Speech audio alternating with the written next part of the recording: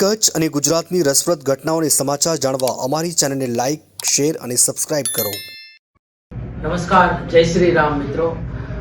ગત રવિવાર 22 ફેબ્રુઆરીના રોજ અંજાર નગરના રામેશ્વર વસ્તીમાં રાષ્ટ્રીય સ્વયંસેવક સંઘની સ્થાપનાને 100 વર્ષ પૂર્ણ થયા.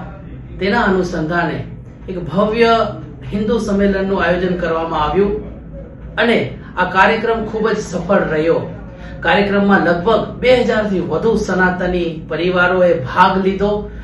નાના દીકરા દીકરીઓથી લઈ અને સૌ વડીલોએ ખૂબ જ ઉત્સાહપૂર્વક આ કાર્યક્રમમાં ભાગ લઈ અને કાર્યક્રમની શોભા વધારી.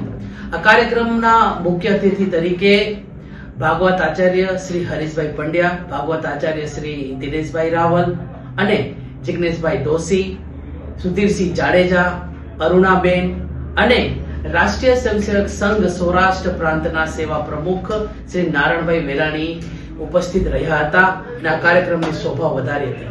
આ કાર્યક્રમ દરમિયાન જે અમુક એવા વ્યક્તિઓ છે જેમણે સમાજમાં પોતાની એક વિશિષ્ટ સેવા આપી હોય એવા સમાજને સેવા આપવા વાળા વિશિષ્ટ વ્યક્તિત્વનું પણ આપણે સન્માન કર્યું. એમાં સુશ્રી નૈનાબેન ભટ્ટ, શાંતિલાલભાઈ ઠક્કર, પ્રમેશભાઈ વેદ, શ્રી દયારામભાઈ સુંબર અને શ્રી સુધીરસિંહ જાડેજા જેવા અનેક વિશિષ્ટ વ્યક્તિત્વનું આપણે આ કાર્યક્રમના માધ્યમથી રામેશ્વર વસ્તી તરફથી આ સન્માન કરવામાં આવ્યું અને કાર્યક્રમ સ્થળને સાફ સુથરું રાખવામાં, કાર્યક્રમ સ્થળને એક પવિત્ર જગ્યા બનાવવામાં જે સફાઈ કર્મચારીઓએ પોતાની જે મહેનત આપી, જે પોતાનું શ્રમ આપ્યું એવા સફાઈ કર્મચારીઓનું પણ આપણે આ ઉપલક્ષે સન્માન કર્યું હતું.